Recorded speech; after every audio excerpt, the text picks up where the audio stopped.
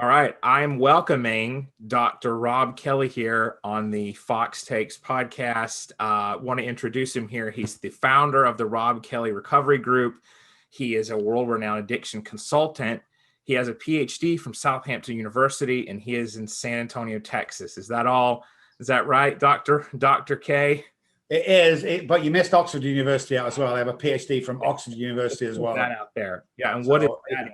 A small university, you know. Yeah, very, very small, homespun. What is that? What is your PhD in from there? Good to be here, Jeremy. Thanks for asking me to come on. Of course. Yeah, I definitely wanted to hear your approach to addiction treatment. I think we have a very similar, authentic way of communicating. I'll put it that way. Tell me about the PhD from Oxford. What's that in? Well, it's psychology. Nice. It's kind of psychology with a twist. Because I did my papers on alcoholism, because there was alcoholism in my family. But the crazy thing is, I didn't know I was an alcoholic when I was doing it. Okay. So I was seeing all this devastation in the past, and I was drinking every day, like you're supposed to at college. But it was only later in life that the devastation came. So I like to say psychology with a twist. And then the Southampton one I have, which is an online from Southampton, probably 5 years ago, Okay. on behavioral science. So I like to study the brain, and I also like to study the behavior and the science around behavior. So I'm getting a full picture of the patient in front of me, because alcoholics and addicts tend to lie, would you believe? So, yeah. Of course not. Yeah. Oh, okay. And of course, I wanted to also point out to listeners that they can find you on your website. I'll link to that. You've been on various shows, as you mentioned, Oprah, Dr. Phil, The Doctors. That was a cool appearance. Boy, I want to ask you any appearances you've made that surprised you, or any dirt you want to dish, but I don't want to put you in that position either. So, I mean, anything about TV that people wouldn't expect or anything like that would be cool to hear about. And now, do you know what? I'd love to give you some, but they're always awesome to me whenever I go. I mean, they pay for limousines, the hotels, the flights, and you go down there and they treat me like a royalty, and it's just amazing. But yeah, I need I mean, you get usual stuff. I used to do a show in Dallas. I'm not going to name the show. Sure. I used to quite often, but you know, they'd be like laid back and doing Facebook and everything, and all of a sudden they go, okay, we're on 10, 9, and they jump up and they got like a jacket on with just boxer shorts and slippers underneath the table. There was a lot of that going on. It was good to see, because that's what I do. That's hilarious. I love that. And this is before the time of COVID too, so the idea of working in your boxer shorts wasn't as widespread. Right. Exactly. Oh my God. Okay.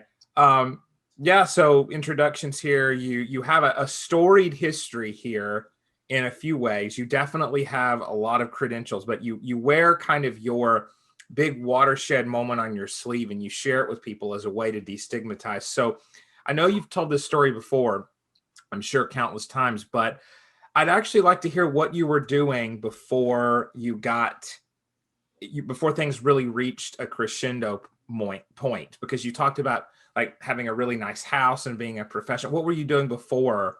Were you a psychologist? Well, I came out of college and I went straight into the police force. Okay. So I was a police officer for a small amount of time. I got fired for being drunk. Okay. That should have been a red flag straight away. Sure. It wasn't. So then I went into telecoms. So psychology and the practice didn't come till later on, and it wasn't huge in England.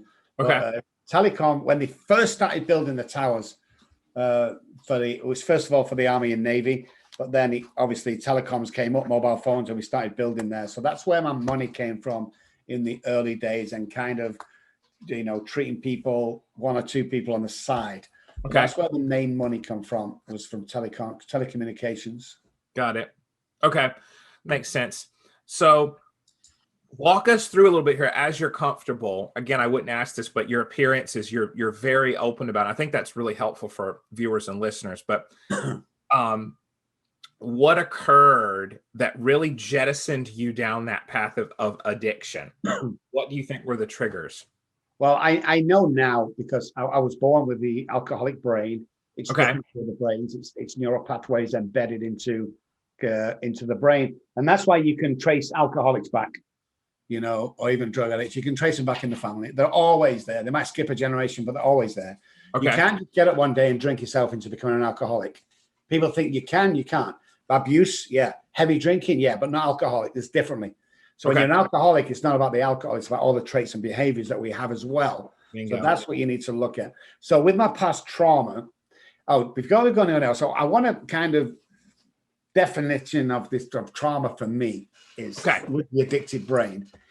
Okay. It's something like my mom saying, "Get down off that chair, you stupid idiot," which she would say often. That was trauma to me.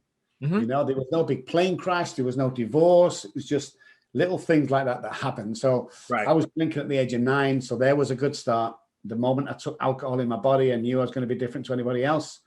You know, I asked friends today, I go, "Hey, when you was 9 and you drank, remember that time we drank behind school? What did you think of it?" He went, "I spat it out and I hated it." When I took my alcohol for the first time, it was like somebody just gave me $1 million. It was just like everything took off. So that's where it started. And it just got heavier and heavier as we moved along. Okay. So see, and I love that you brought that up. This is something I talk about with clients so often, this idea that they have in their head. And I'll put it this way. People think they don't deserve to call what happened to them trauma. Yeah. And I hear that a lot. And I'm kind of hearing it from you. It's like there was no plane crash. This was not that. Right. But continually being referred to as stupid and incompetent as a child sticks, doesn't it? Yeah, it does. It really does. And I've heard people come to me and we go back to the scene of the crime. That's how we talk about the scene of the crime. Well, my mum used to say to me all the time that you can't go to school. You can't go to college like your brother because you're too stupid. Wow. You know, and that was it. That was his trauma. You know, another one I heard, which was later in life. It was in America where this guy, he was 30 years old, 32 years old. And he came to me with trauma. And the trauma was that his father was a long distance runner by profession, won the Olympics and everything. So he always wanted his son to run and take over his legacy. And he was in a school race and the guy was 9. The kid was 9. So he's 32 now. He was 9 when this happened. 4 people running in the race. First 3 people got a t-shirt. He come 4th. He never got a t-shirt. His dad always commented, physically he was good, but mentally abused him about coming 4th. You waste of time, you're a loser. That fat kid won before you. And we found out, and listen to this, Jeremy, we found out that the last 20 odd years of his life he's been chasing that t-shirt. Now that's trauma. Absolutely. Yes. And me and you know that, but other people was, well, what's the problem? Just going for. No, that's why he was a drug addict. That's why I became a drug addict and almost died on several occasions because of that t-shirt.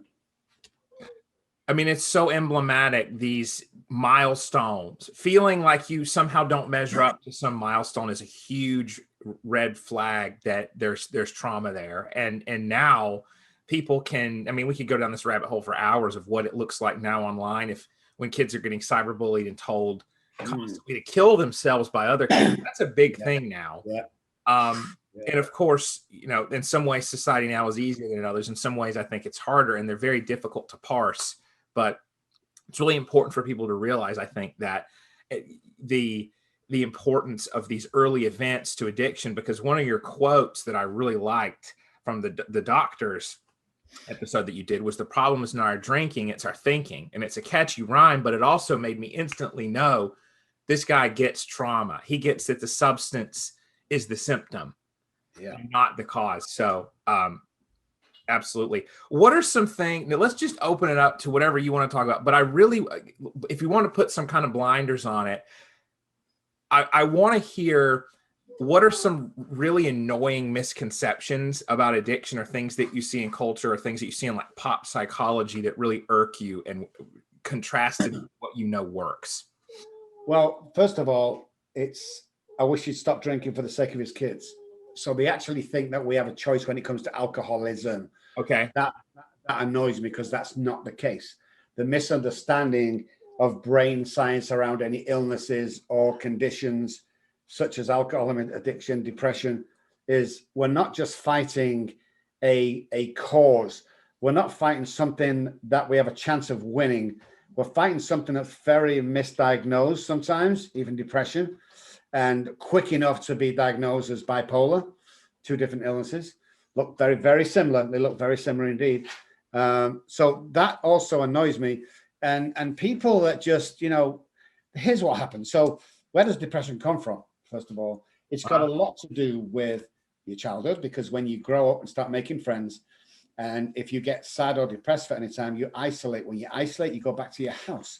If your mom and dad don't have the relationship that they should with you, and they sweep everything under the carpet, that's when neural pathways are remapped into self-sabotage neural pathways. Self-sabotage, by definition, it'll kill you. So the healthy neural pathways of mom and dad sitting around the dinner table, they're saying, how was your day? Tell me, their days are gone. Their days are gone. Mom and dad's working, everyone's on the internet, everyone's on the phone, they've gone. You see, in 10 or 20 years' time, you'll see our kids with so many destructive diseases and illnesses and maladies that it will just be mind-blowing, because we've not seen anything like this in the previous centuries. So that annoys me, that we're not even looking at our kids not looking. It's like you're talking to them, they're on the phone. I spoke to somebody today, I said, are you lonely? Oh, no. Why? I have 5,000 friends on Facebook. I said, listen, you're plugged into a wall is where you are. You're plugged into a wall. You don't have any friends. You need to go out there and start mixing. We're communication animals. We need to, even COVID alone has got people going crazy because they're isolating. They did many years ago, they did an experiment with a guy. They stuck in a dark room for 30 days. He'd come out, he was chronically insane. They had to lock him up for the rest of his life. No communication, no sight of anything. Brain spotting, again, by definition, is what we see, is how we feel. So if we're going to a room and everyone's frowning, we're going to frown. If we're going to a room, everyone's smiling, we're going to smile. What we see is what we feel. There's all sorts of, it's just lack of knowledge, I think, about a lot of things that society says, here's the box, go and sit in it, and we fall into that same category. There was a case in Manchester, England, many years ago, where a beautiful young lady, a teenage 17, 18-year-old lady, she went missing. And the police couldn't find her. She'd been snatched off somewhere, and there was a manhunt all over the place. Anyway, they couldn't find her. And 6 months later, a police officer in a car was following a guy, and his brake light was out. So they pulled him over, brake lights out. They searched his car. They found a stolen screwdriver. That's all it was. But in England, if you find it stolen in the car, you can go back to the house and legally search it. So they did. When they were searching through the house, they found a big box, like a coffin box laid down, but it was huge. They opened the box, and there was the girl that had been missing. So she'd been bruised and battered. He took her out every day, and he raped her, and then she went back. Anyway, the policewoman came up. She opened it. There was loads of police there, but they thought the policewoman would be better. She walked over to her. She leant down. She got the girl's hand, and she stepped out of the box, and she stood there. I often ask this question: what's the first thing the girl did? What was it? She got back in the box. Oh my gosh. Okay. Yeah. Everybody does that. They go, oh my, that's what we do in society. It's the learned helplessness. It's learned behavior. It's just that this is what I should do. You go out on a coach tour, so on a bus, you travel to the seaside on a bus, you sat in your seat, you go there, you get back on the bus. Which seat do you sit in? Same one I came in. That's the way the human being brain works. And we can go deeper than it. And I often say to people, get out the box. Get out the box. You keep getting in the box. And people don't understand, by definition, the illnesses that we go through right now. And I just wish they would. So that's what irks me. Yeah, there's long. What? That was long, but it was that's it. No, I'm really actually glad that you went down that path, because that's one I talk about a lot. There's a habituation there, and it's very interesting to see people go along with it. And it's something that I've talked about a lot with clients, this sort of using technology as a way to avoid the anxieties that are intrinsic to life. So things like not making eye contact with people, the example you used on the bus, anywhere in public, reaching for your phone, instantly having something that is an avoidance mechanism. And I saw a few years ago, this is when I really knew we'd reached a new low in society and needed to start speaking out against it. The website Tumblr tends to be kind of a hub for peer interaction of helping people, helping each other sometimes, and sometimes enabling each other. But that's in this kind of instance that we're going to talk about. But people saying that they needed maybe slips, or so permission slips or something from college to get them out of doing group discussions because of their anxiety. And now anxiety can be certainly debilitating, but we also have to learn to speak among our peers, right? We have to learn. And now viewing some rites of passage of becoming functional adults as almost pathological and needing to get out of it. I think phones were a trajectory to get us there. I was wondering if you kind of saw things along the same way. Oh, without a doubt. Definitely. I think if we go back, I don't know, 30 years ago, even, the behavior of society itself was a lot different than it is today. So we're kind of morphing this behavior of isolation, you know? That's the first thing you do. Yeah, I mean, ask any kid today, you know, if you were taken on a desert island, what's one thing you'd take? My phone. You know, they're just tied to the phone every day. Facebook has you, whether you like it or not, they own your ass. First thing most people do in the morning when they get up is check the Facebook page. So you're done. All the other apps as well. But yeah, definitely on the same wave path as you is, you know, it's just crazy. Absolutely crazy. But this is our society today, you know. Can we change it? I truly believe we can, you know, but I think it has to start with, I know, maybe the parents with the next generation, because this generation's done. I mean, there's kind of no hope for this generation at the moment, but the next generation, maybe. I think you bring up a really good point. Because it does seem to be generationally kind of alternating, and that's another conversation that could last a long time, like the generational cohorts here. My generation in particular, millennials, grew up in a very unique time that enabled a massive amount of narcissism. And I think it was right at the cusp of, it was really between the yuppie generation and Gen Z. And it's like millennials were kind of the Barney generation. Everything you do is beautiful and you're amazing. And now Gen Z is getting hit with a lot more conscientious sort of climate change and do your part messaging. And so I think maybe when Gen Z and the generation after that starts to look around and say, we've got to do something about society, I think that's when it'll change. I think millennials are very much kind of the ones who, when I was kind of a teenager and even earlier was when this tech stuff was happening, and Gen Z hasn't really known a world without it. And then, so I think when people start to think, is there anything better than this? The cycle will start again. It's like, well, we've got to push some of this back. And the other thing as well is we don't know the long-term effects on this on society. No. The nurse, the quake, the over. I mean, I asked someone the other day, he go talking to me, he said, oh, I've seen this thing in the store, you know, it's $100. And his friend said, have you tried Amazon? So he tries Amazon, it's $125. So anyway, he sees him a couple of days later and he said, do you go back to the store and get it? So he says, no, I got it off Amazon. Why? It was same day delivery. Apparently at the store you had to order it because it was backlogged. But they're paying more for next day. It's like instant gratification is not quick enough for everyone today. Right. Like everything's got to be on hand straight away. And we're missing the flowers. We're missing smelling the roses. We're missing talking to the next door neighbor, that human contact that we need. We're kind of isolating in public. I've just come out with that now. They just hit me. We're isolating in public.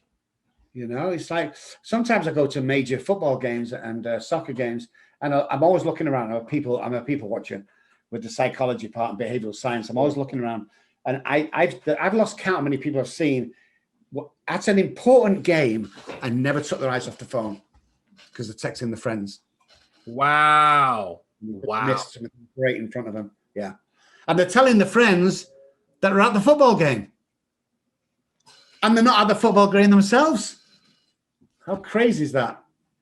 It's a performative sort of, it's become a consumption experience going out to the concert and then because I know what you're talking about, because I, before COVID started, really went to a lot of concerts and live music, and I would kind of see the same thing.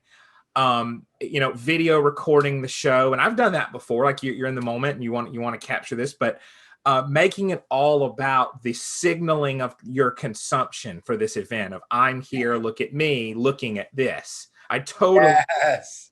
Yeah. Oh yeah. Yes. And I think it's funny because I've seen some footage on YouTube of some musicians who, let's say, were a little surly, or maybe some rock musicians who, like the lead singer of Disturbed, he actually started yelling at this girl for being on her phone and talking, or for not paying attention. Like, why don't you sit the hell down and enjoy the show or something? It's funny because some of the performers and some people are starting to kind of snap back at that. It's like, well, maybe there's a better way to handle that, right? But also, I think for some people, there's kind of a wake-up call of, you may not be watching the world, or the event, but the people putting it on for you may see that you're taking it for granted. And so it's interesting you bring that up. I think these public events now, and that's how it's an addiction, right? It's people reaching for it in the midst of something that really could be an experience on its own.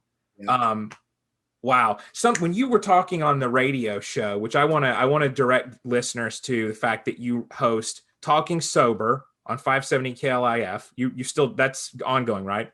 No, we stopped that a couple of years ago. What's happening right now is the Recovery Channel podcast. Yes. Yeah, that's the current one. We just started 4 weeks ago. Before that, it was Breaking Through Addiction.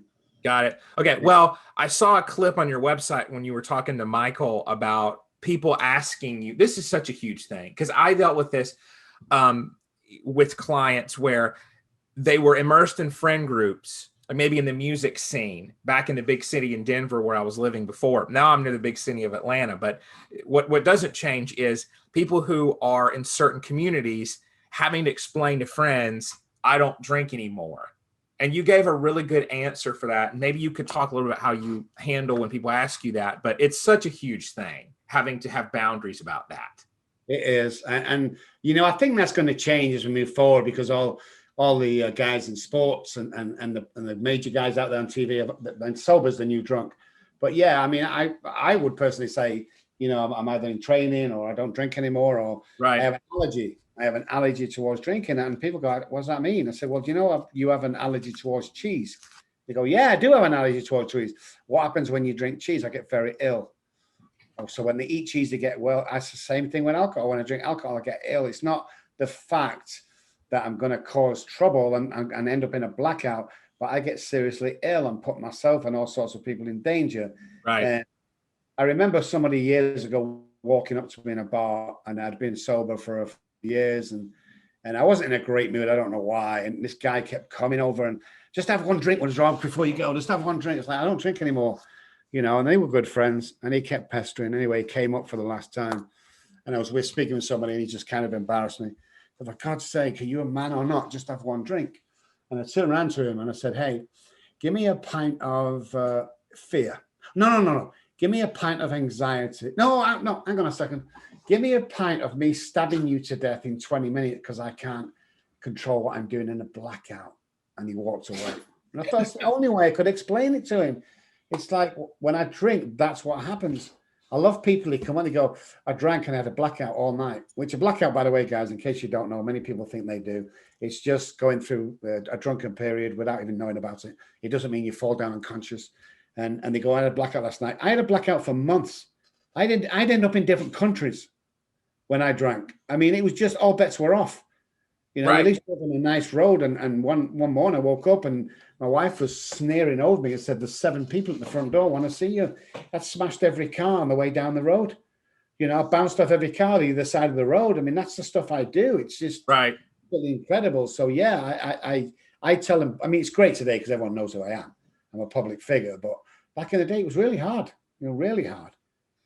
In fact, somebody was joking with me once, and he said, I was in a bar and somebody said, do you want a drink? And he said, no, I'm an alcoholic.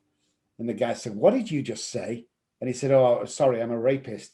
And the guy said, thank God for that. For a minute, I thought you said you're an alcoholic. Oh my God. But that's how crazy it becomes. It's just like, it's not recognized by society. Everybody likes to drink, celebrate. With you have a bad mood, you drink, good mood. You got nighttime, you can be dinner. It doesn't make any difference. It's the first thing you go for. And it's still a bit strange today when I go out and my wife drinks wine now and again. And we'll get the wine. I'll smell it because I used to like German wine. And a lot of people will freak out about that. It's just crazy society. It is. And I think I'm so glad we're at a point in society where you can say, I have a gluten intolerance and I don't want bread. How about we apply that to, I have an alcohol intolerance, or however you want to put allergy. I like that term. And I can't have that, right? It's like, I think there's something spectacularly myopic about the way we view alcohol as a fun enhancer. You don't have to have that if you're with the right company and you're enjoying something. I mean, I went to went to dance festivals, and I didn't have to drop ecstasy or acid or do anything like that. Like, and I think to get even deeper, it's lacking the capacity for mindfulness, right? Like, you have to have the substance to enjoy it. Well, let's train ourselves to be mindful and actually enjoy what's going on in front of us without that. Enjoy our friends' discussion without having to have this tingling, warm feeling inside with alcohol. How many times? I mean, I've heard this loads of times. Oh, went out. It was a great night last night. What happened? No idea. I was too drunk. How can that be a great night out? You don't remember anything. It's crazy. Well, that's what people are like. It's just, they just revert to alcohol anytime they can. It's like an escape. But you got to start asking yourself, if you're a heavy drinker or a binge drinker, you got to start asking yourself, what's so bad about your life that you need external source or liquid or whatever it is, drug, to make it better? Because it never makes it better. It's only the thought pattern before the drink that you get excited about. So we did a test on hundreds of people. It's like, we found out that the guy going to the liquor store, it was more intoxicating, the drive there, than the actual liquor itself. And the same thing with the drug addict. The drive to the drug dealer, was more intoxicating than the heroin, because by the time they take the heroin, they're out of it. So the drive there was very intoxicating for them. Now, you did a study on this, or what was that? What kind of study was this? Okay. Yeah, just to see, why people take drugs or alcohol. Was it enjoyable? And no, the drive to there was more enjoyable. The anticipation of getting this, especially drugs, because it was like illegal. So the drive there, you know quite well, the dealer's there.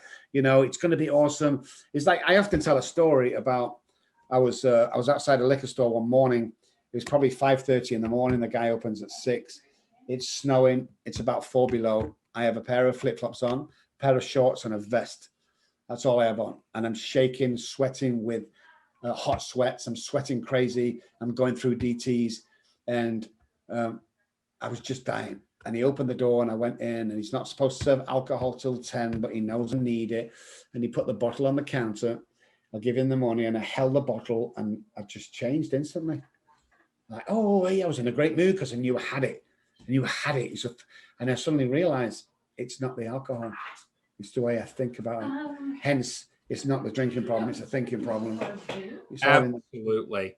No, that's absolutely accurate. And it's amazing to hear that. Did you publish this anywhere, that study about the going to the liquor store being more intoxicating than doing the drugs? Because I'd love to share that with people or attach it to the podcast. No, I didn't. It was just like an internal thing that we did at work. I'm trying to think if it's in the book. I can't remember. It's in the book. I think it's in the book, I think.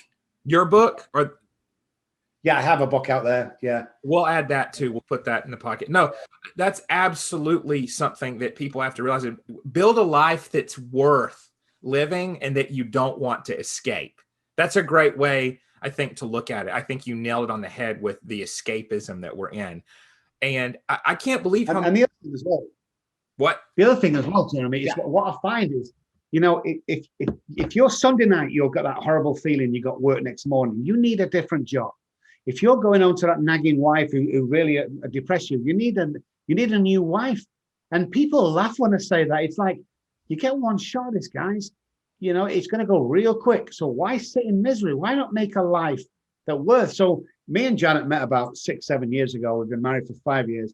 And after we got married, 2 days, we had an argument. And it was nothing. And we finished it. And then I just said, well, what was all that about? And she said, well, that's the way marriage is supposed to be. And I said, says who? Who's making these? I don't like these rules. Right. No, that's brilliant. Who's making these rules up? So we dance in the bathroom like kids. We'll mess around. We'll fun around. It's life. You've got to make your own life. Don't fall into the trap of, you've got to work that job if you hate it. You've got to, live in that house when you hate it. You've got a wife that just makes you crazy. Get new ones. Build a life that you don't need anything on top of it, but it's just joy. It's amazing that you say that. I've had clients before who were working jobs that maybe made six figures, but when I asked them what got them into it, they would say, "Oh, my parents told me to look for something that makes money and I do it. And it's very stressful and I don't like it, but that's just what you do." And I'm like, "Well, says Yeah, who?" As you would say. It's like exactly. Yeah. unbelievable. The narratives. And you'd like, it's not the drink, it's the thinking. It's not, it's always the thinking. It's always the narratives we get and whether we question what we learned or not. So this is actually a really good time to kind of backtrack a little bit here for listeners. So you were doing telecoms. Let's pick back up. You started down the path of addiction and kind of walk us toward what happened for you to end up homeless, if you don't mind. Just recap. So I'm making lots of money. I married this girl. I was drinking heavily. We had our first child, promised never to drink again. That lasted 4 hours. Carried on drinking. I had my second child. Took 2 Bibles to the hospital, promised never to drink, lasted 6 hours, I was drunk again. So this continued, and there was horrific stuff that happened in the house. I stabbed my wife one night 3 times because she wouldn't let me stop. They wouldn't let me finish drinking. I hit her with a little baby in her arms, didn't know that, I was in a blackout. Lots of stuff. So when I stabbed her 3 times, I called the ambulance, I waited for it to come, and I shot off to the airport and went to my villa in Spain.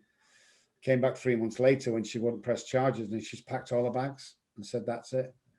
And she left, I got the kids back next day because my attorney went and got them. I promised him money. And I had my 2 kids but there. And then I was so happy to have my kids in the house. I put them in front of the TV to watch a little bit of TV, and I walked into the kitchen and I thought, wouldn't it be great to just have a beer to celebrate? A celebratory beer, just one. 3 days later, when the police kicked the door down and I was unconscious and the children not been fed or changed for 3 days, they were nearly dead. They kicked me to make me wake up, and they served me with unfit father papers, and they took my children off me. And I got to the door, my mother-in-law was there, my wife was there, the police were there, the authorities were there. And my little girl, who was age 3, 4 at the time, was walking down the path holding mummy's hand, and she said 3 things to me. She said, "Daddy, Daddy, please don't go." Then further down the path, she said, "Daddy, Daddy, please get better." And then she got to the gate, she turned around one more time and said, "Daddy, Daddy, please stop drinking." And 6 months after that, I'd lost everything. The house had gone, the work had gone, the medical license had gone. I went to my mom and she kicked me out. I went to my friends, they kicked me out. I went to acquaintances. And then one day I was sat on a bench going, what the hell just happened with my life? And that was it. I woke up one morning and the guy next to me had been stabbed to death for his sneakers. That's the world I lived in. I had to fight every day to stay alive. And I was lucky because even though I was wealthy then, I grew up on the project. I grew up having to fight every day to survive. So I survived okay on the streets, but I tried to commit suicide 6 times, and on 2 occasions it worked. And 2 EMTs brought me back to life on both occasions, which I was very pissed at the time because I wanted to die. That was it. I just made my mind up that I was going to die. I'd jump on train tracks. I'd try and jump off buildings. It was something always went wrong and I couldn't do it. So that's what it took me. And it was the most saddest time of my life because everybody cut me off. I used to beg for 10 cents or 10 pence on the streets and run to the phone box all excited to call my mom. Because even at the age of 27, I still needed my mom. And I would call her, and as soon as she heard my voice, she'd slam the phone down. Wow. I've got marks on my wrist now too. When I tried to slip my wrist to die, it was just horrible. Still want to live. Really didn't. Gosh. And what was the turnaround point there? Well, I had a spiritual awakening. 2:30 in the morning, Monday morning, I dropped down to my hands and knees on the back streets of Manchester and said, if there was a God up there, I can't do this on my own anymore. That's what I said because I wanted to die. I was crying. I was hopeless. And the guy went around the corner and 2:30 in the morning, back into Manchester, don't know what the hell he was doing there. Said he could help, took me back to his house. And my journey started there. It was just as quick as that. As quick as it onslaught is the quick I left it behind. And I knew when I got off the streets that first night, I was laying in a warm bed with blankets on me and the central heating was on. And I thought to myself, everything I've been through, I'm still crying over my daughters. I thought everything I've been through for the rest of my life, I'm going to find out what the hell alcoholism is and addiction, first of all. And secondly, I'm going to try and help as many people as I can in this world before I die.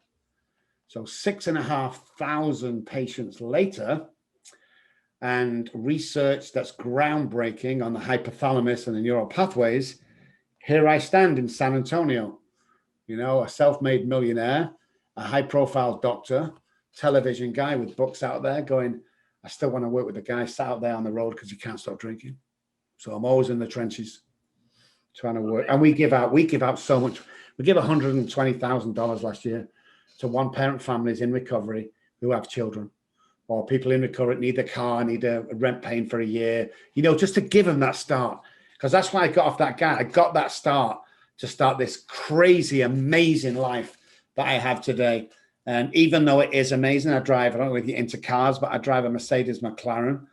I live in $1 million house. I have a guitar room. I was an ex-musician. I got probably 20 guitars off there, signed by different people, because I was at Abbey Road for a period of time.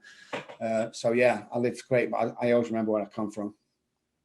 Absolutely. Who was that? That's all amazing. Who was that mysterious stranger who helped you recover? Was he like an addiction advocate or something? That's so fascinating. Never found him. Wow. Went back to try and find him, and he'd moved or something. But yeah, I never traced that guy. Yeah. So that's a whole new podcast. That one. That was freaky scary. You know? No, absolutely. That is quite a story. I mean, so sustainable success versus unsustainable is another great topic. I mean, being wealthy versus being rich is a conversation. I mean, I've kind of heard, I think it was a Chris Rock comedy skit about like being rich is something you can get in a day and lose in a day, but having a wealth mindset is something different. So it's kind of what I'm hearing. Well, my wealth today is my 4 English bulldogs, my beautiful wife, my 2 cats and 3 fishes. You can take me from where I am now, and I really mean this, Jeremy. You could stick me with all them I've just mentioned and a guitar in a tent in the middle of a field, and I would be content. That's how wealthy I am. And that's what really matters, is the sustainability of your relationships. People think I'm joking when I say that. It's like, no, you can take all this. You see, I buy stuff because I can, but I'll lose stuff because I can. It don't make any difference to me. They're just objects, and people think I cherish these. That car cost this amount. Oh my God. It's like, well, you know, what can I say? You know, because I swore I'd never shop in Louis Vuitton. I would never spend that kind of money on a car. I would never buy that bread because it's $1 more. I was that guy.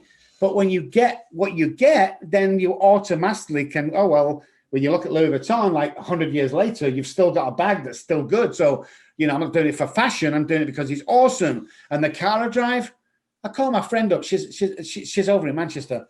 So I'm really torn between buying this car. Is it my ego? And she says, can you afford it? I says, yeah. Are you going to go into debt with it? No. Well, buy the car, Rob. What's wrong with you? Enjoy life. And that's what I do today. I dye my hair blonde. I wear stupid color clothes like the kids. Rap music is my favorite music, followed by rock music. Eminem is awesome. And Dr. Dre is my idol that I met one day. It's like I pull up at the signal lights and there's this, you know, some sort of Eazy-E track blaring in the background. And other people are looking at my age and going, how old are you, dude? And I'm like, I'm never getting old, you know. I'm just nothing but a number. That's right. Yeah. That's amazing. So you and your wife now have a great relationship. How did you two meet? So you got divorced from your first wife when you were estranged, and then you met this. I always smile when somebody asks me that because there's a great story behind it. So obviously online, we never knew each other, but it's the way I held court that day. Is I'm a kind of businessman, so I've got 6 girls that I kind of think are attractive and kind of think it could work with. So I lined them all up at interviews at Starbucks. They didn't know this. My wife knew after, but she almost killed me. So I had my first one at 12 o'clock, and then I'd see her for like 20, 30 minutes. Then I'd walk her out to the car and say bye, and I'd wait in my car till the second one came. Then I'd get out my car as if I just arrived. My wife, Janet, was number 4 on the list.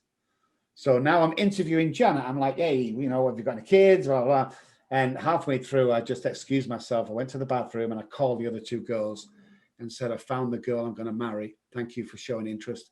I went back to the table and I sat down and I said, I'm going to marry you.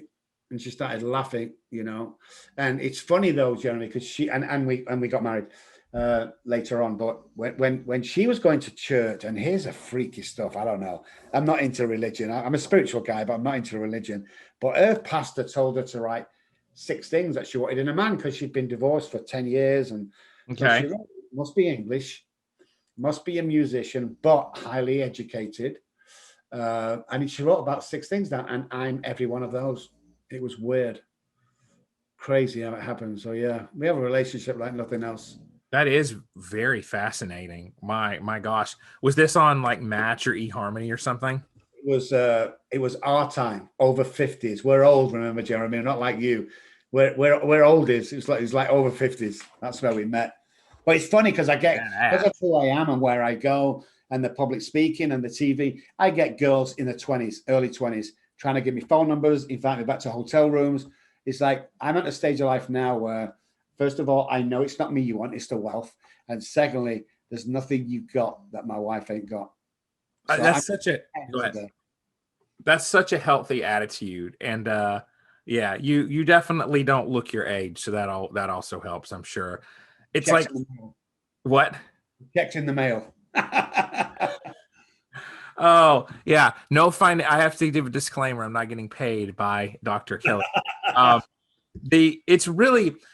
It's great to chat with you for a multitude of reasons. I mean, but also I think this is going to do so much for people who think of mental health and addiction treatment lame. And I think actually now a lot of addictions treatment does come off as pretty cool and cutting edge, probably because of a lot of the people that have suffered with addiction, recovered, and come out the other side are actually pretty interesting people to begin with, who were living life at a breakneck pace and got caught up in stuff like, how can I maximize that even more? How can I relax after being such a rock star, literally or figuratively?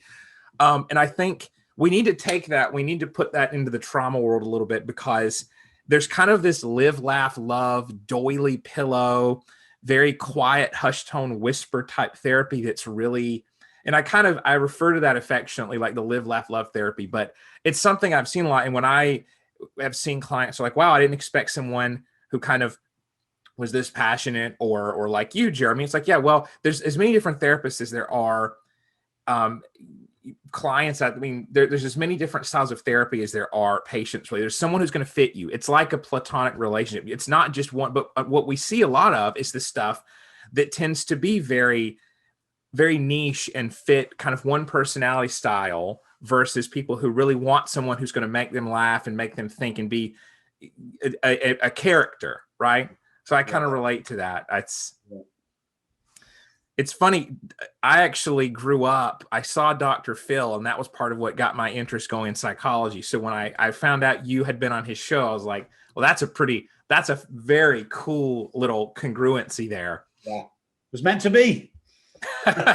Well, yeah. And he's another one of those, like, how's that working for you? Right. Like, ask blunt questions. People don't respect when you're not willing to ask them stuff that hits. They're not paying you just to be a friend. Sometimes that's part of it.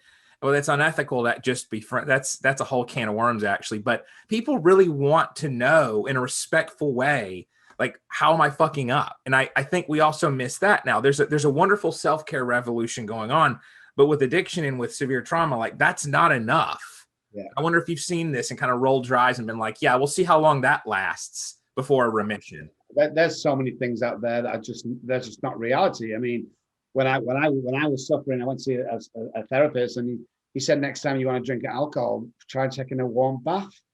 I'm like, what the fuck? Are you fucking kidding me? I'm gonna fucking drink the drink. I'm not gonna take a bath, And there's lots of stuff out there that I disagree with. I disagree with a lot of treatment centers out there because they're talking shit, and they're teaching out of 1940s manuals. And you've got to get personal with the guy. That's why a lot of people about it. I'm crazy. I look crazy. I look fucking crazy. I got a kid today, 23 years old. You freaking talked to him for the first time 3 weeks ago. His parents are like, oh, I don't know. He's very hard. He slammed the phone down and said, this guy's crazy. I need to be with him. It's like I'm shouting at him. We're screaming. We're laughing. And, it's like I get on with all sorts, but mostly the younger people, because you know, I've done a lot of stuff in my life. When you're sat next to Freddie Mercury playing a session, or David Bowie, you know, when you've got one of the greatest rap singers of all your life as a patient, you know, and the biggest rock star, movie stars, you get to know a little bit about life, you know, and it's just all about, let's be honest, it's all about having fun without hurting anybody. That's the golden rule. If we can do that and give back, we're doing okay. And I didn't want to do that. You know, I was selfish, self-centered, insecure. You know, I was all the stuff that tagged alcoholism, but I've changed so much. So I like seeing new patients because everyone, I can wear pink color scrubs. I wear I've got like, I don't know, 20, 30 pair of sneakers. Everything's over the top with me. I dye my hair blonde. I don't give a shit. You know, whatever attention I've got to get from you so I can get you well is all that matters. There's no holds barred, you know. And again, the other end as well is people take me serious because there's a guy in California once and he just didn't want to get well and he kept missing appointments. And I said to his mom and dad, can I come and get him? And he said, yeah, we went over, we bust into his house, we handcuffed him, we put him in the car and we brought him back to Dallas. He's like, don't try that shit, you know, we'll do that. I break all the rules. It's crazy. I should have been locked up by now, but it's whatever you need to get you laughing and see that your life is worth living. More people look up to you than anybody else in the world. And that's what a lot of people think. Listen, guys, if you're listening out there, I want to tell you something. First of all, you're never going to be blonde enough, tall enough, thin enough, or rich enough. Get that straight away. Just digest that for a second and breathe. Once you've got that, you will never know how many people you influence. You see the guy going to school or the guy going to work in the morning and nobody speaks to all day. Someone's watching you. Someone's trying to get a job just like yours. Some people are looking up to you as that's a good guy. And that's all you need to know. I was talking at a meeting once and I just had enough.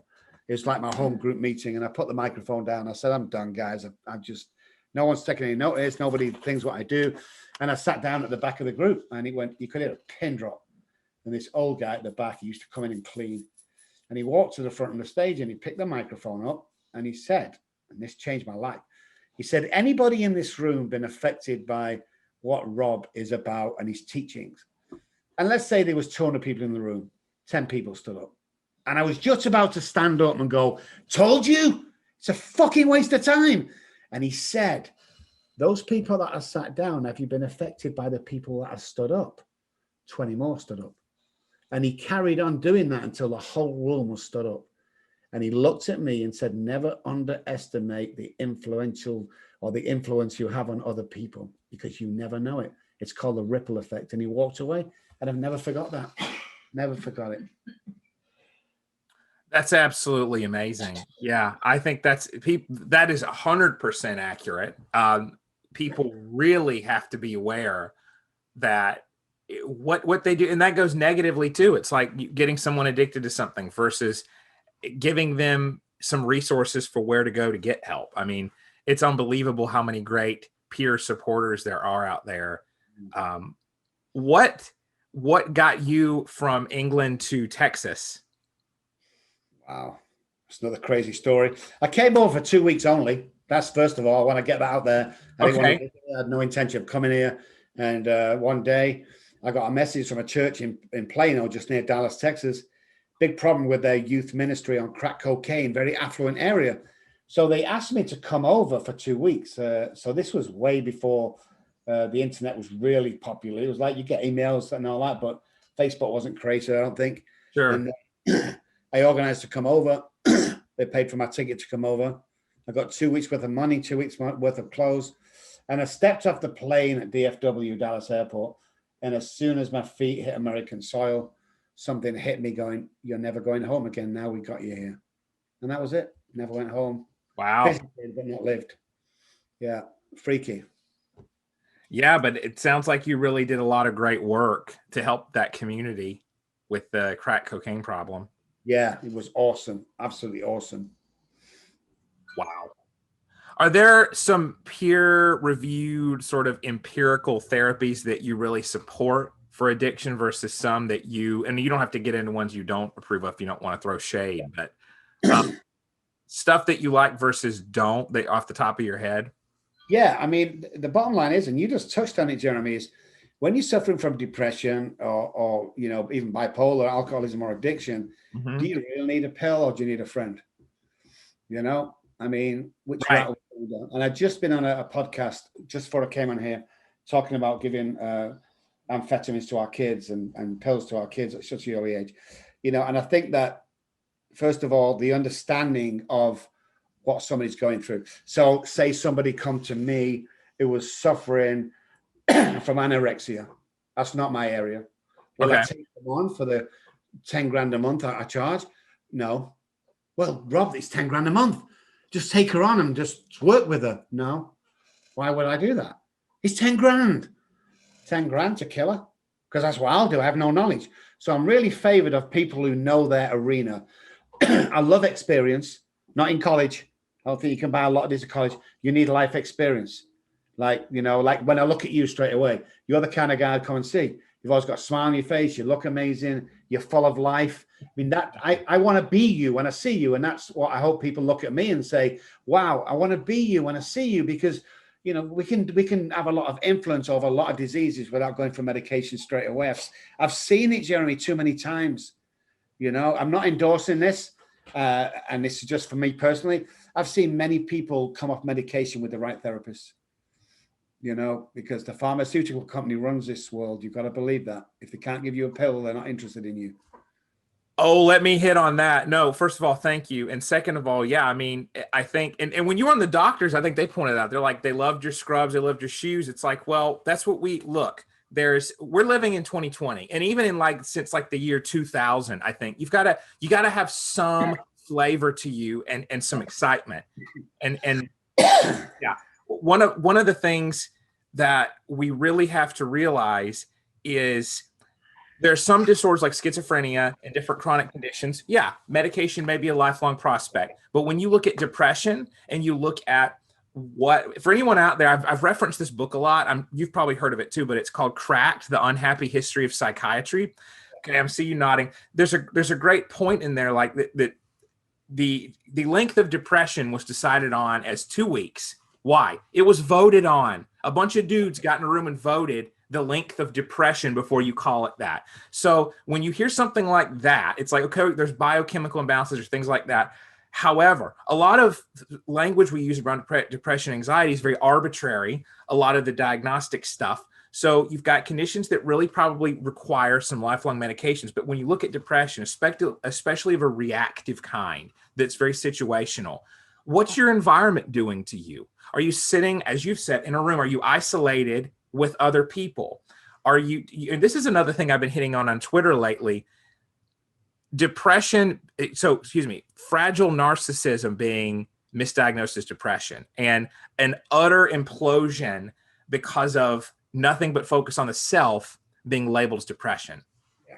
I think that's massive now. It is. It's huge. Absolutely huge. And it makes so much sense as well. Yeah, it does. It's so true. Give a label, and the quickest one is depression, obviously. But I just love what you said there, and I've got to go back to it, is what color are you? You've got to have a color. You've got to have some sort of, something that's going to tag somebody and go, hang on a second, this guy's a little bit different. Because everyone's seen the therapist, everyone's seen the psychologist, everyone's been there, done it. It's like an old car. You know how it's going to drive. It's the same old, same old. And all of a sudden you see me and you and go, that's a fucking Ferrari. I want some of that. I think that's very important.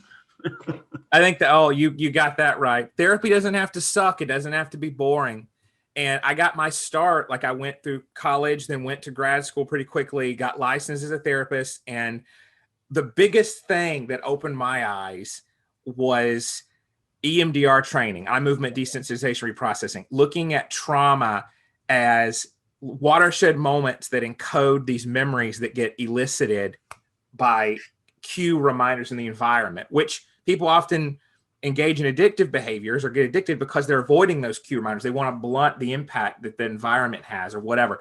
And so I think you nailed it when you said academic experience versus lived experience. It sucks, but a lot of really great trainings are paywalled behind education, meaning people view grad school as, sometimes, especially if they didn't go, as this kind of amazing thing that forges therapists and healers. And don't get me wrong, there's some amazing stuff you learn. I've had some professors I'm still in touch with to this day who are amazing mentors, but that's what it offered me, mentorship and that kind of relationship. A lot of the really great stuff, like EMDR, you can't perform that unless you have a master's, but you have to have that. And it was a whole other training. And it was 6 days of rigorous learning, but that is one of the biggest things that helped me get where I am. And I'm sure you kind of relate stuff that you learned after graduate programs. Yeah. Well, the latest one that I was into is I about 6 years ago, I had like a bit of a breakdown. I suffered from a breakdown, and it was the past. It was the trauma of the past I'd not properly dealt with, and PTSD is what they found out from my homelessness. So I went to a place called the Meadows in Arizona. Yeah, amazing place. Stayed 6 weeks, but while I was there, they did EDMR and somatic experience, and I was that amazed by what they did. I first of all came straight home and did a course by Levine, a Meadows course on somatic experience, become a practitioner. Hell yeah. And then a couple of weeks ago, I looked at brain spotting. It's again, new science. And I liked it. So I became, qualified to teach that. And the next thing, I was an NLP practitioner as well. But the other thing I want to look into is EMDR. I think it has an amazing effect on people. And it's kind of, people will steer away from that because it's new. Nobody likes changes. Can you not just give me a pill that the other doctor before you just give me? Well, no. Yeah. How about a change? How about a different look at this to see if we can see a different angle? Why don't you take the blinkers off and see what's really going on? And that 90% of the world walk around with blinkers on. Doctor says take this, so I took it. Why? What did you ask him why? Oh no. What? Well, I didn't like to spare up his time. No, when you go into an appointment, the doctor's working for you. Ask him, do I need to go on this? Ask him, I've got an alternative therapies available, alternative. Have I got any of that going? Can I do this without medication? These are the questions we need to be asking, because like you just said, there's a whole bunch of stuff out there that's changing the world, and we're not looking at it properly. Well, yeah, and if so clients don't know what they don't know. Clients, patients, whatever you want to refer to them as, they don't know it. And I've had so many people outreach me on Facebook, on Twitter, whatever, who hadn't heard of EMDR or somatic therapy. They've heard of Xanax. They've heard of Wellbutrin. Yeah. We need the marketing teams. And also neurofeedback is a big one for addiction. Yeah. I had the privilege of interning in grad school as a neurofeedback tech. Now, the equipment is very expensive. Yeah. And insurance is starting to cover it for people, but you don't hear about that as much because it's not pharmaceutical. But I saw amazing things with it that people who, if they were going to have placeboed themselves out of their addictions or mental struggles, they probably would have already. But you don't hear about it. And so we got to do a better job as practitioners of doing what you're doing, of getting out there and saying, like shouting from the mountaintops, using this kind of communication overload as a way to actually bring people back into functioning. That's the way we're going to get out of this, I think. Yeah, I do. And it takes a lot of courage to do what I did. I mean, first of all, to announce to the world you're alcoholic and you have some sort of brain defect and that you do have mental health conditions, mental illness. Well, we call it a mental injury. We don't like to call it a mental illness. There you go. And move forward. So yeah, when I stood out, it was either all or nothing. I'm an all or nothing guy. It's like, do I stand up the top, the tallest mountain and shout? Or do I just go to like the smallest one? I went straight to the top. Everyone knows who I am, what I'm about, how I do it. And, it's a family recovery as well. We just paid for my daughter to go back, who contacted me 2 years ago after 20 odd years. She went back we paid to go to school for NLP, and she graduated a couple of months ago, and she'll be probably joining the practice next year. So awesome. It's great. Yeah, this is what happens when we look at alternative ways of doing things, and we get great therapists like you, Jeremy. The amount of therapists that I met, it's like I wouldn't even tip you if you was in a strip bar. Never mind come and work with you. It's crazy. I don't want what you've got. That's what I say to many of them. I don't want what you've got. You can keep it, because the attention I'm going to give you, the time I'm going to give you, and thought pattern after I put the phone down depends on how you come across to me. Are you excited about life? Well, life's life. Fuck you. I'll get somebody else. You get the next guy on. My therapists are awesome. The last one we had, and I keep changing because I get to a point where I need to do something else because she taught me all she needs to know. But we're talking about a 65, maybe 70-year-old ex-drug dealer, who ran with everybody. He's now a therapist. That's the kind of person I want. It's not for everybody, but it's my person. And I think that's important. No, I think you've hit on something. It's really essential that we find someone that we're comfortable with. And it's very interesting to kind of consider what kinds of professionals that we're forging in these grad programs. I don't want to sound in any way judgmental, but I will say there are more or less appropriate reasons to become a therapist. And I think what we will often see is if someone thinks that the profession is just talking to people or what have you, that's going to be less of a good fit than helping people to reach their peaks. And of course, I think there are a lot of amazing people who go to school to be therapists.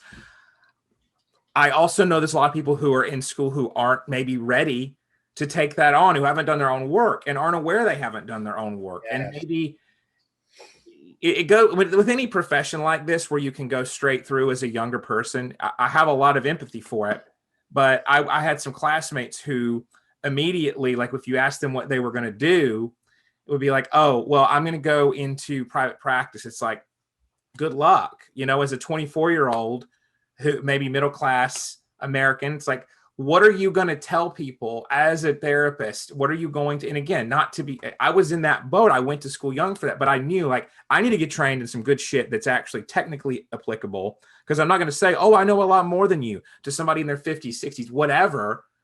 And I think it's really helpful for healers to go out there and slug it out in a setting like what I was in an agency where you see a lot, you learn a lot, and you're biting off more than you can chew. I think it's actually essential because that's where you learn. You're going to learn from those patients, those tough stories, working with people who have chronic mental illness and having a good supervisor who tells you how to do that. That's going to be way more informative than staying in that comfort zone and talking to people like you and being in an echo chamber. Yeah, I agree. 100%. Awesome. I like it. It's like you need experience. You need to be guided. You need to be taught your profession. You also need your own life. And there's the other side of it where it's like, well, you don't know my struggle because you weren't addicted to meth or heroin or whatever. It's like, okay, now if you get into like, you need someone who had your exact same experiences, it gets very, very short-sighted in that regard. So I think it's like, you need someone who understands it empathically and can relate to it. On a certain level. And when it's at that level, then it's good. But yeah, I can't believe the level of shaming that goes on with some therapists, or conversely, enabling. Yes. I'm hearing this trend now of people going to therapists and then basically the therapist excusing everything. And maybe it's because they don't want to get grieved, but here's the deal. You can say, hey, I hear you saying this one thing, but I'm also hearing that you're not changing what we talked about you wanting to change. Where do we want to go from there? You literally just bring it up like that. But enabling is not the answer. I'm hearing a lot, and I'm seeing stuff kind of out there in the Twitter sphere, on Facebook, I'm about like people telling the therapist one thing or being told something is a growing process. And it's like, yeah, but you don't need to keep learning the same damn lesson. Learn that one lesson. Yeah. So, exactly. I love it. Well, and this is a great conversation. So to pull it back in here, I want to bring attention to any ongoing projects or anything like your podcast, which is awesome. You've got a co-host on there who's very outspoken too, Jennifer Lovely. Yeah, Jennifer's awesome. Only known her for about 6 months. We met for the first time last week. She came to the house and stayed with us for a weekend because, we do a recovery coaching is another thing that we've started. It's kind of not. It's kind of it doesn't what we see a patient every day. Okay. Every single day you've got to jump on for an hour with us, or you've got to come and see us for an hour. That's the program. But we're looking at guys who only want 1 or 2 days a week. So we started this reasonably affordable coaching program. Nice. But we never actually met. So we met. But the podcast is asking the questions that nobody else asks. Pointing out the obvious. Like if your kid's suffering from trauma, stop taking him to the doctors and asking him for pills, but have a look. Why did you cause that trauma? Asking them questions, because it's definitely, if we can trace the family back, we don't say anything outside this family, let's sweep underneath the carpet. You know, my mum used to tell me when they used to call up, you know, for anything, don't tell them you live in this address because we're very poor. And she'd give us another address today. So I got taught how to lie at an early age. I mean, it's just crazy what we're teaching our kids. And the parents need to take some responsibility. So that's what the podcast is all about. Very interesting people. Nice. Got some great people coming, some old rockers coming up. We've got Dion.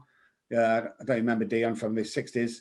He's Okay. was at his house yesterday. I was chilling with him, and So cool. He'll be on. So many good guys. The lead guitarist from Joan Jett will be on.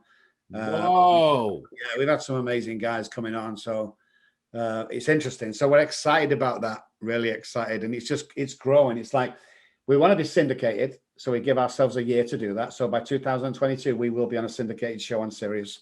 Hell yeah.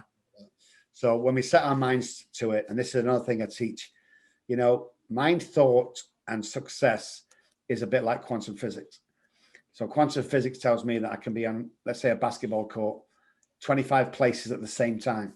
At the same time, quantum physics tells me, okay, then where do I want to be? I want to be over near the goal. So when I get the ball, I pop it in the net and I'm the hero of the game. Here's the crux. How'd you get there? I walk over and I take that position. Easy, right, isn't it? And once you have that mindset, whatever you can visualize, you can hold in your hand mindset, amazing things start to happen. Join that with helping people on a daily basis, saving lives and inspiring people. You set yourself up for a life beyond your wildest dreams, because you will be rewarded in every single day for the stuff that you do. And believe in what we do as well. Really believe 100% of what we do. And we're loud and proud. Now that's a life that is worth sticking around for and not trying to escape with liquor, I think. Right. Well, and I glossed over this before because I wanted to ask you some questions, but so you talked about like working with Freddie Mercury, working with famous musicians.